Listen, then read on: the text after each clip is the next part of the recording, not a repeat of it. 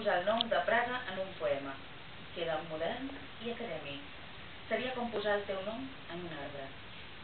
Havies de deixar-me, havies d'anar a sopar. Sempre hi havia un sopar o un altre, i Praga no existia. Vaig anar a Praga per oblidar-te i escriure't aquesta postal que finalment no et vaig enviar.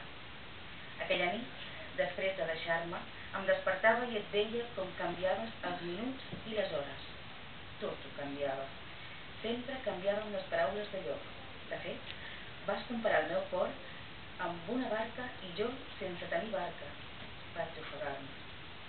Recordes la teva rialla, les teves dents? Vas veure els vaixells sortint dels teus ulls? Els vaixells que van naufragar dins dels teus ulls? Què buscaves? Què esperaves de mi?